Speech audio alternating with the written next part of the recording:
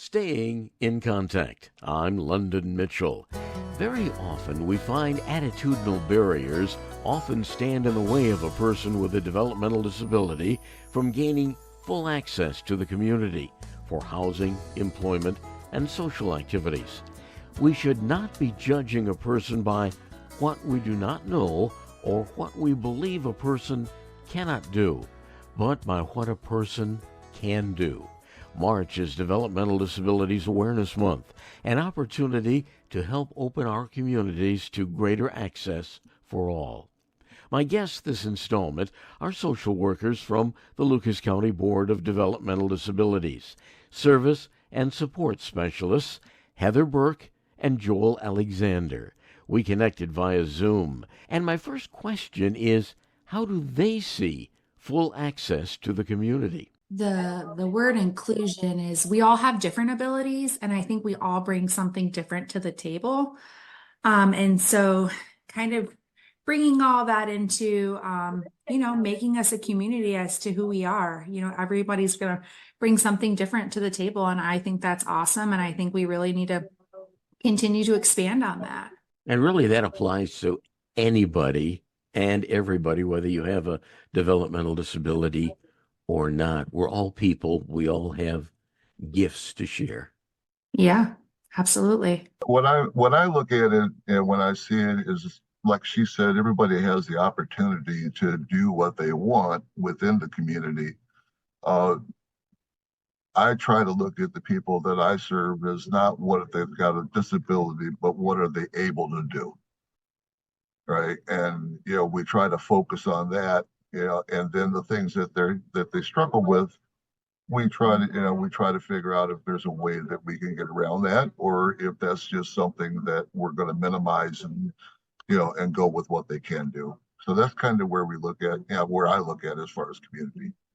For generations, people with developmental disabilities, intellectual disabilities especially, were shunned by society, kind of put way in the background. But that's not the philosophy, or that's not where we're aiming to go today. We want full inclusion. Yeah, I've personally had a lot of success stories, during my time working with the Lucas County Board and just having experience with people. And I think that's what people in the community are missing. They're missing the opportunity to actually experience life with someone with a developmental disability. And so, I've seen it firsthand, coaching Special Olympics throughout the last few years, but then also bringing them into some of our community basketball leagues. We have Special Olympic athletes who also play in typical community basketball leagues here in Toledo. And I think that's been awesome for them to experience. They love it. They enjoy, just the camaraderie and the excitement of being able to share their talents on, a typical basketball team. And to me, that's been really great to see. I think that's been awesome. So I would say just a lack of experience sometimes that people in the community have had working with individuals with developmental disabilities. It's really been awesome to see some of these clients that we serve really explore their talents and take it a little further.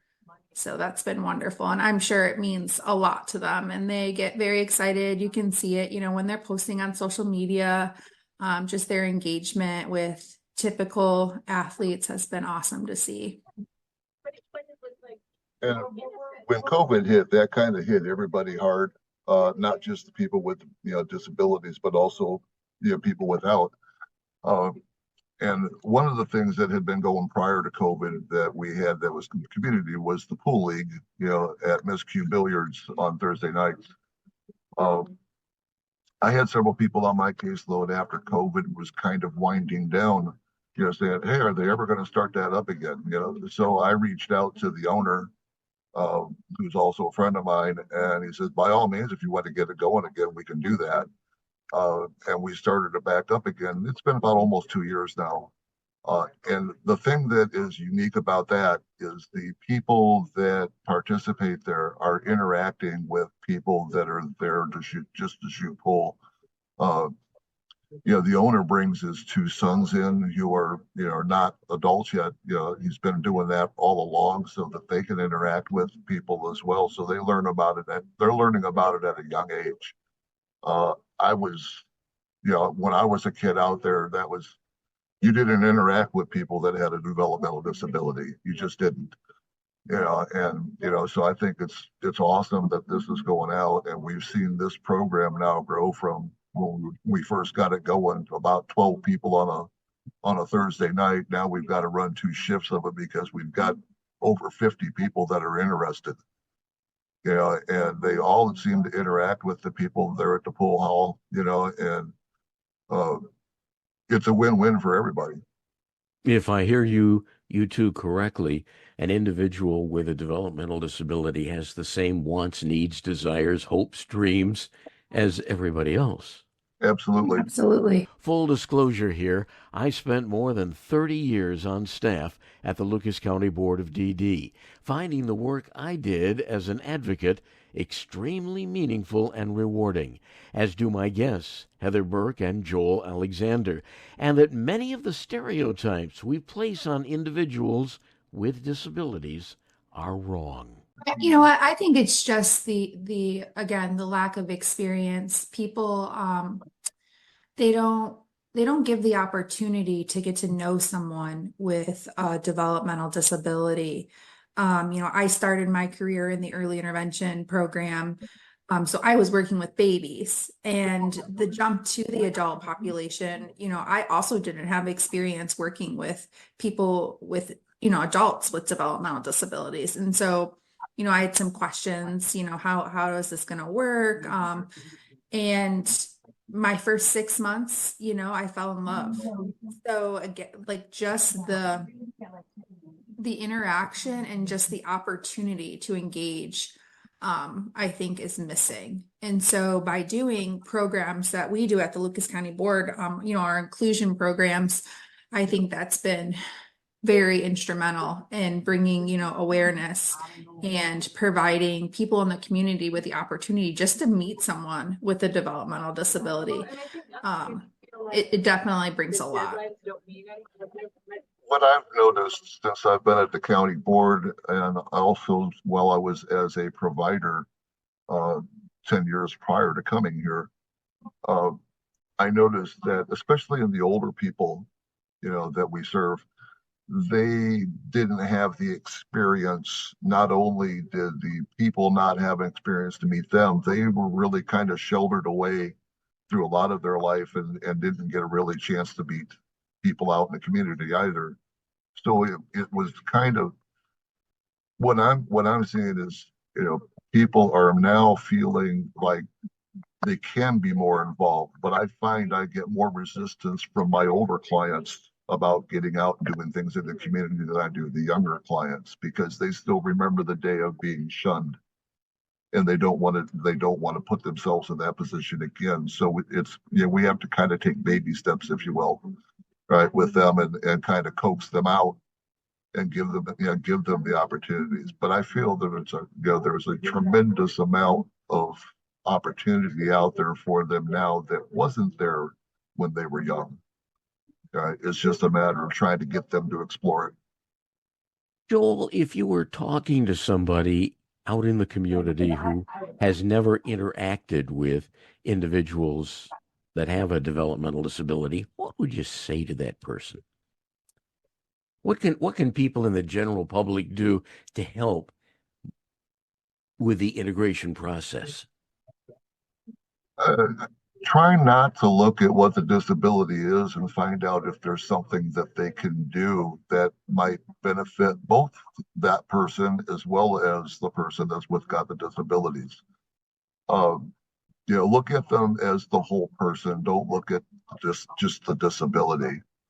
Um, some disabilities are visible, some are not, right? And we all know people that have got, people with a disability that you can't see, and you look at them, you think they're kind of normal, but then, they're awkward or whatever when you try to talk to them. So you just kind of like try to let, the people will tend to shy away. One of the first things I learned when I first came into into this job, I was working with troubled kids with Lutheran Homes, now Genacross. Um, our training supervisor, Joel Haberlin, had told us that our kids don't care what you know; they want to know that you care. All right, and once they see that and hear that, they tend to open up and they come out of their shell more. But people on the same, it's people are in their shell on the other side as well. Mhm. But like you, when I first went into the field, I had no idea what to expect. Yeah, in regards in, like Joel was saying, I think some of the ways here that people can explore and kind of open up their mindset on people with developmental disabilities is attend an event. One event, pick an event, come out to it. Like we just had acoustics for autism in the community. We have tons, Special Olympic basketball games.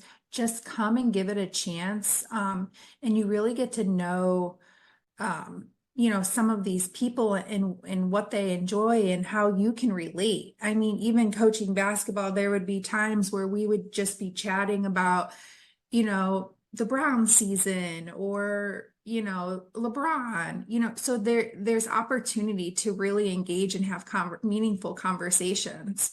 And I think that there are some community members who don't know that that's possible because of the stereotypes. Could this person have the same interests that I have? And it's absolutely, but you don't get there until you come to something, see what it looks like. When I first came into the field, the Board of Developmental Disabilities was called the Board of Mental Retardation and Developmental Disabilities. Retardation has become the big no word. Why? Why don't we use the word retard anymore?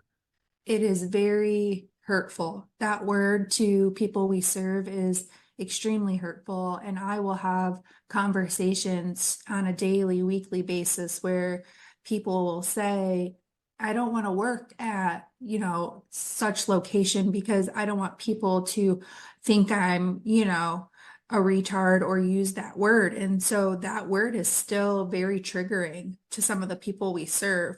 And it definitely does hold back. They don't pursue some of their interests or their goals because they also are fearful of rejection. Um, and it's unfortunate that the word is still being used in people's day-to-day, vocabulary. It's shocking. Well, it really says it really points out this is a person that can't do. The very word retard means you can't instead of you can. Joel? One of the things I've found, especially when I was in provider world, um, a lot of the people that we serve still use that word frequently. They also claim that they're just stupid and other negative connotations that that they've heard throughout their life. So they just assume it and they repeat it. And sometimes they'll just go ahead and act it out because they know that's what somebody's expecting anyway, even though it's not who they really are. Um, It yeah, it I'm makes a person really engaging in self-deprecation. correct. Yeah. And I found that with a lot of our people, especially the older clients, and my clientele are mostly older. Um, yeah, I find that they respond better to somebody older than they do to somebody younger. Um, because there's still that connotation out there, hey, I'm older than you, respect your elders type thing, and they have a hard time with that. Um, but it's kind of funny when you think about all the negative connotation flag words are widely spread used within our field. And a lot of it's coming from our people, because that's what they've heard all their lives. And now might be a good time to stress the importance of what is often called person first language, where the emphasis is on the individual, not the disability, keeping in mind that a disability does not define who the person is. For example, instead of referring to Sam as wheelchair bound, say, if necessary, Sam uses a wheelchair, treating that wheelchair as a tool, like a wrench or a pair of pliers. I want to thank my guests from the Lucas County Board of Developmental Disabilities, Heather Burke and Joel Alexander, and invite you to send me an email through my webpage, londonmitchell.news. And please accept this invitation to join us next week as we continue staying in contact.